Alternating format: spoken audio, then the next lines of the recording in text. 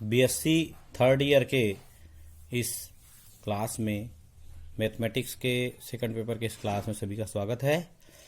आज मैं बताना जा रहा हूं कि वेक्टर सब स्पेस के कंडीशन को लागू करते हुए प्रॉब्लम्स कैसे सॉल्व किया जाता है। जैसे a b belongs to F, alpha beta belongs to W, implies that a alpha plus b beta belongs to W. जब ये कंडीशन फॉलो होता है तो ऐसा स्पेस वेक्टर सब स्पेस कहलाता है। वेक्टर सब स्पेस के क्वेश्चन को मैंने लास्ट में किया था, आज और एक क्वेश्चन लेना चाहता हूँ। क्वेश्चन ये है, यदि A1, A2, A3 किसी क्षेत्र F के स्थिर अवयव हैं, 3 एलिमेंट हैं, किसी क्षेत्र के एलिमेंट्स हैं, देन प्रूव दैट F के अवयवों के संपूर्ण क्रमित त्रिकों का समुच्चय, ऑर्डर्ड ट्रिपल है, उसका सेट है W equal to x1, x2, x3 such that A1 x1 plus A2 x2 plus A3 x3 equal to 0। जो एलिमेंट है x1 x2 x3 वो इस फॉर्म में A1 x1 plus A2 x2 plus A3 x3 equal to 0। Then prove that this W is a subspace of V3F।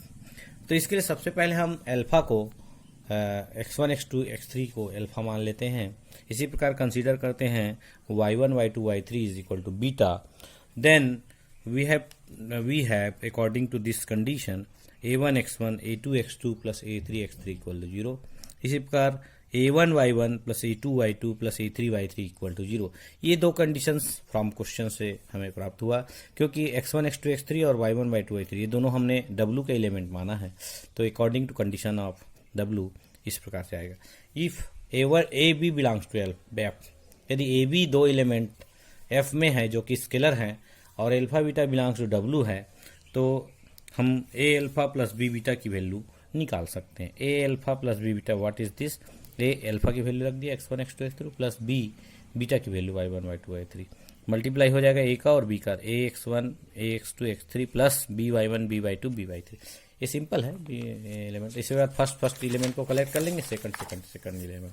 First element collect किया a1 x1 b1 y1 a2 x2 b y2 x3 by3। इस प्रकार से first element को collect करने से हमारा ये आया second element, third a alpha plus b beta की वैल्यू ये आ गई। अब हम इस एलिमेंट को लेकर क्या हम इक्वेशन बनाएं जो कि W के जो डिफिनेशन है उसको प्रूव करता है। Let us consider that is ये these elements are the element of W। यदि ये W के एलिमेंट है तो क्या कंडीशन बनाएंगे, A1 x1 की जगह हो गया a x1 plus b y1 plus A2 x2 की जगह हो गया a x2 plus b y2 plus A3 इसकी जगह a x3 plus b y3।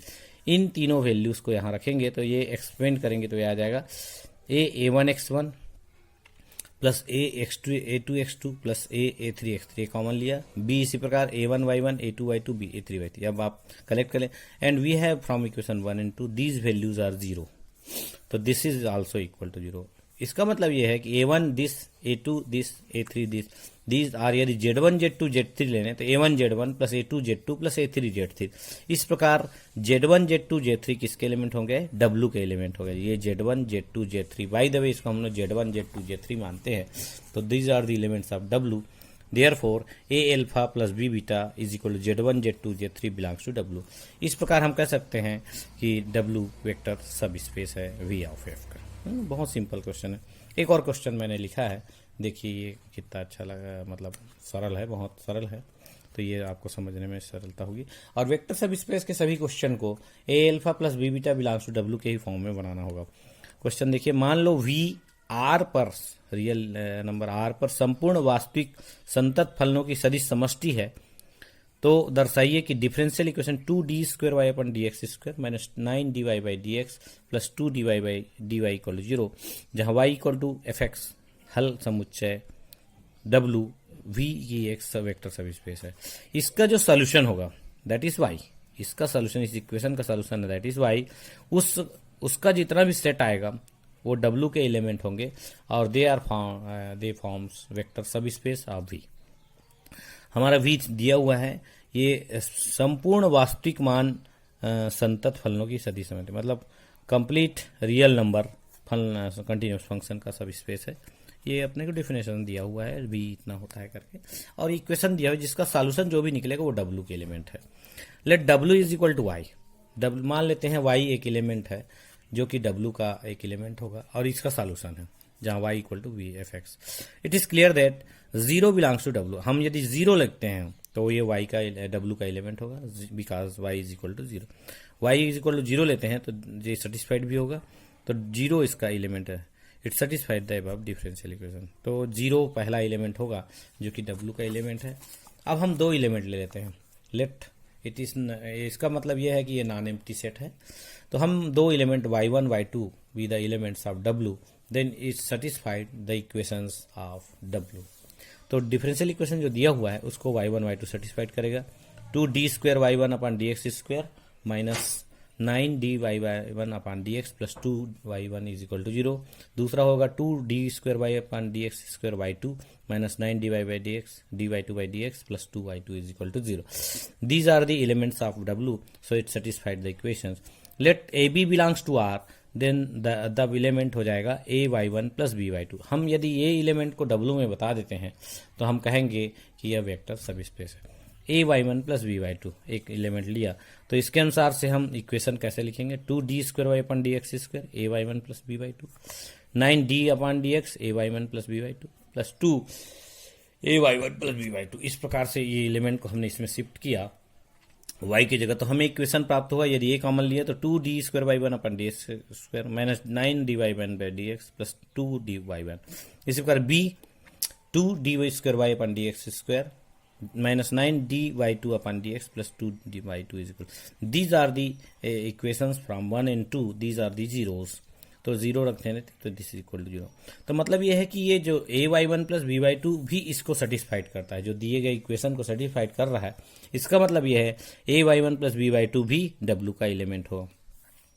These elements satisfied the above differential equation, so a y1 plus b y2 is belonging to w. That means यदि AB belongs to R, y1 y2 belongs to W, this implies a y1 plus b y2 belongs to W, then W of R is a vector subspace of V. तो ये second question था।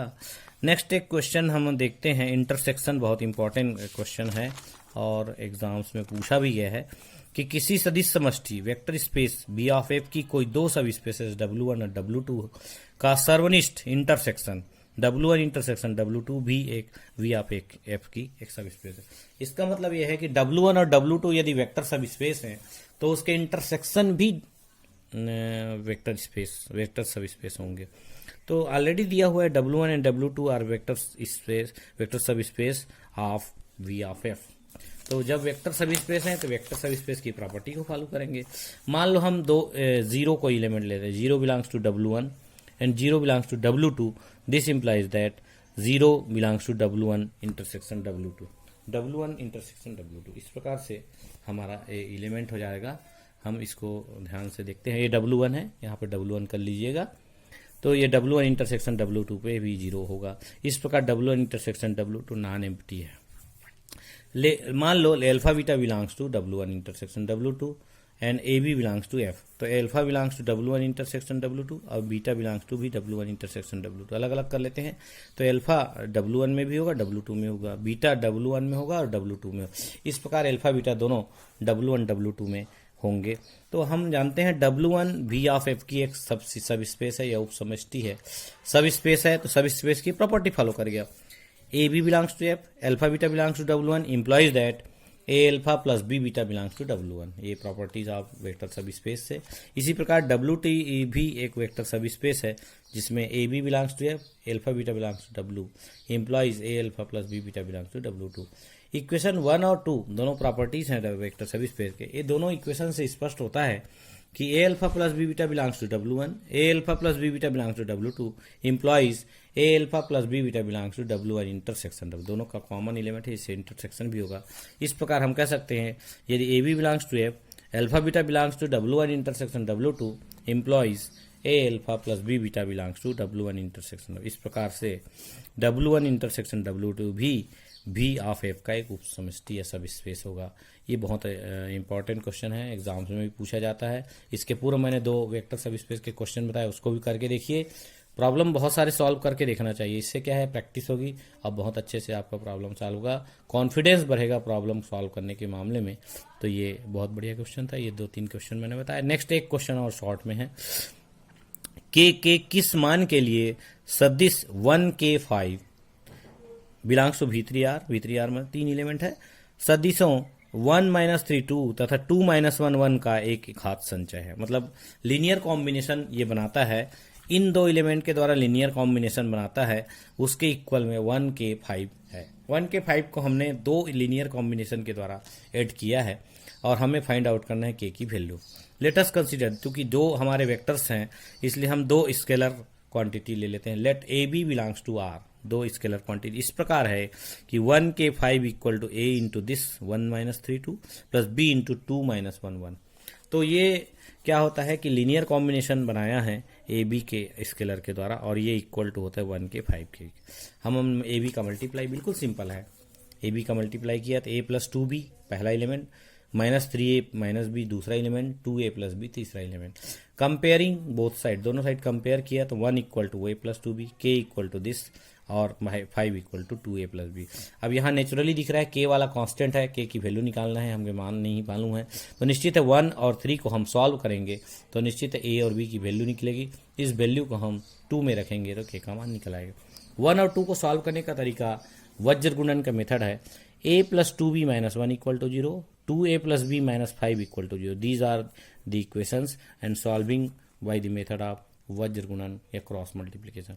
A/-10 + 1, B/-1 + 5 -2 + 5 and 1/A1 - 4। तो इस प्रकार से A/-9, B/3, 1/-3, 3 से multiply divide कर दिए तो -3 -1 -1 आ जाएगा। A की वैल्यू आ गया 3 आ जाएगा, B की वैल्यू -1। और ये दोनों वैल्यूज हम इस इक्वेशन 2 में रखेंगे तो A की वैल्यू हमने रखा -3 तो +3 रखा तो -9, B की वैल्यू -1 रखा तो +1 हो जाएगी। इस प्रकार K की वैल्यू -8 आ गया।